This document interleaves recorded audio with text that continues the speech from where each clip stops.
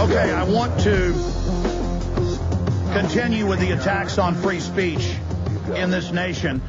We have Justice Breyer saying that, well, burning a Koran, we may rule that that's fire in a theater and that you don't have that right. And then next, it's anything else that might upset somebody. And we've got all these czars in the White House calling for censorship. We've got Cass Sunstein calling for it. It's just everywhere. Now, here's another one. And again, we have the video linked in this article if you want to go watch it. O'Reilly says 9/11 truth activists are dangerous radicals. And then he names several people. Cindy Sheehan has now gone public completely for 9/11 truth. She's always said she questions the official story. Now she's saying clearly it's an inside job. And Bill O'Reilly is at it again. This is a Kurt Nimmo story. Remember when he called for squashing the First Amendment rights of Americans opposed to the illegal invasion of Iraq? He said, and it's our duty as loyal Americans to shut up. And it is our duty as loyal Americans to shut up once the fighting begins. He said that back March 3rd, 2003. Right around the same time that all those different Hollywood people and people like Britney Spears were saying, I just think we should shut up and do whatever our president says. Never question. That's what it is to be patriotic. You do what your government says. Of course, that's the opposite of what the founders said, the opposite of what common sense is. Facts soon revealed that the neocons had bamboozled the nation into invading Iraq under false pretenses, but we didn't get a retraction from Bill. Now O'Reilly is criticizing 9/11 truth activists as dangerous radicals. And he went on to demonize the 9/11 mosque, the Ground Zero mosque, that's 2 blocks away, that's being financed by one of the main owners, the second largest owner of News Corp, that is CIA funded, that's Newark Observer, that is funded by the Carnegie, Rockefeller, and Ford Foundations. You can go to the Mosque Foundation website and read right there who's funding it. They've made it all public. And so it's the establishment funding this, and then they come out and say 9/11 truth, they're the ones, they're involved. I mean, no connection to reality, just a bunch of Fox News viewers are now going to hear this and think those dirty 9/11 truthers, they're now down there, supporting the mosque. When 9/11 Truth was down there protesting with the victims' families and others saying, look, forget the mosque, the police, the firefighters, and others need medical care. The media keeps saying 900 have died. It was 1,500 in a congressional report, 2 years ago. It's well over 2,000 of the first responders have died, and major medical institutions have done the scans of their lungs. They're just full of asbestos and everything else, and they're dying, dead and dying. So that's a lower number out there that they've been using that's got to be 4 or 5 years old. And he goes on to claim that the Muslim scholar involved with the mosque is also a 9/11 truther. And he goes on to say that 9/11 truthers should be kept far away from Ground Zero. They should, quote, not be allowed within 10 miles of Ground Zero. So let's get this straight. The Supreme Court justice is saying they may ban burning Korans. You're not going to have that right, they're claiming, under the First Amendment. They're telling ABC News, Good Morning America that. O'Reilly saying don't let 9/11 truthers, quote, within 10 miles of Ground Zero. And then we've got this report, which is even more out of control, more brazen, more insane. This is a PrisonPlanet.com article by Steve Watson.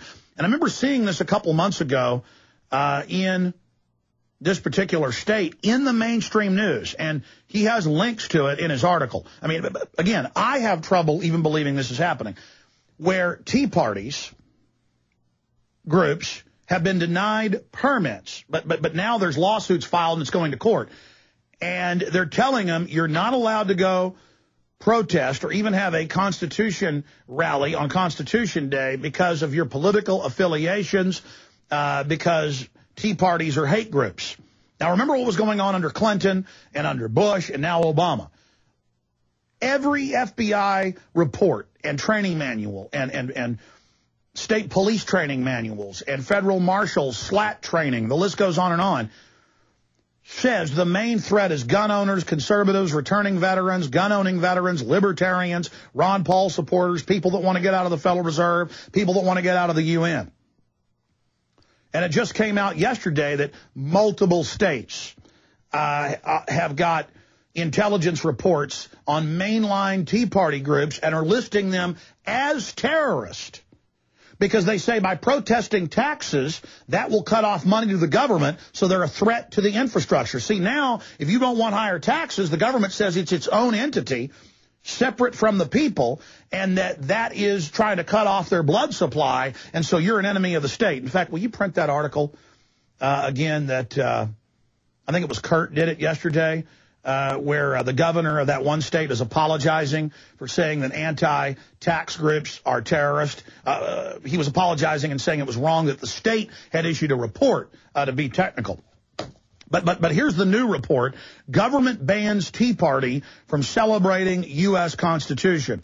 Local government representatives in an Ohio town have taken it upon themselves to prohibit a Tea Party celebration of the U.S. Constitution, which, of course, protects and guards those rights, prompting a lawsuit over restrictions on the First Amendment rights. And this is happening in multiple Ohio towns. This is just one case they're suing over.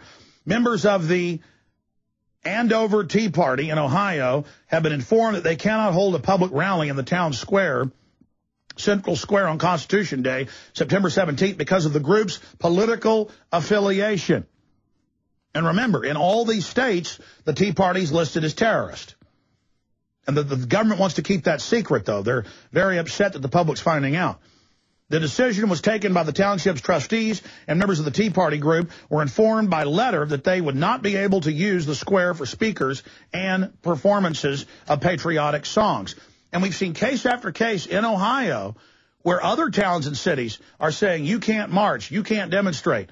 Now, again, the Macy's Day Parade, the St. Patrick's Day parades, things like this where you take over, many blocks for several hours for a parade, you've got to get a permit for that because the police have to come out and they have to block off the streets. But town squares were built for political functions. Town squares were paid for by the people.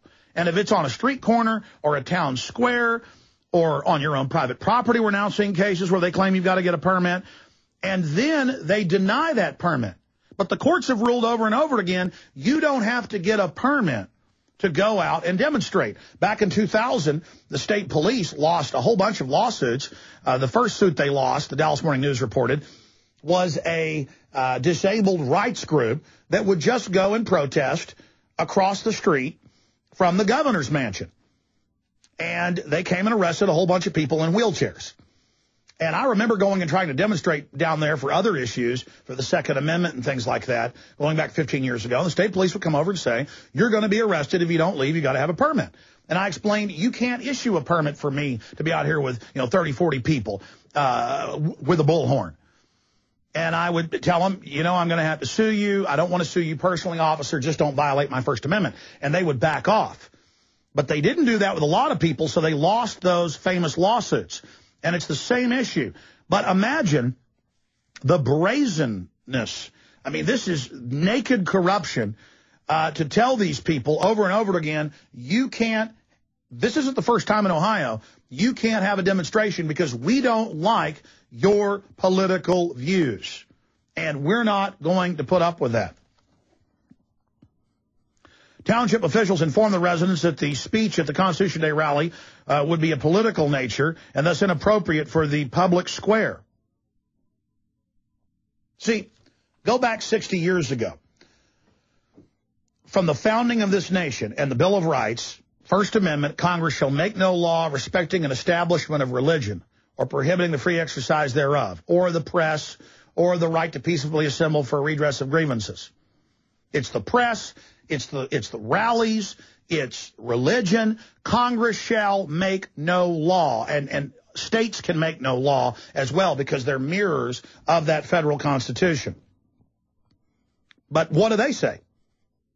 They told the churches in the last 60 years or so, the big mega denominations started the ball rolling, paid off by the Rockefeller Foundation and others with the World Council of Churches. They went into the big denomination leaders and said, look, we'll let you keep having your tax-exempt status, but now we've passed a law, but Congress shall make no law. Before, there was no law because they could make no law. Churches were not taxable because Congress could make no law. They had no jurisdiction. The federal government has no jurisdiction over religion, because if they can do that, they can end the separation of church and state, and that means they can create a government-sponsored religion, whether it's humanism, environmentalism, communism, Islam, Christianity, Catholicism, Judaism, whatever the case is.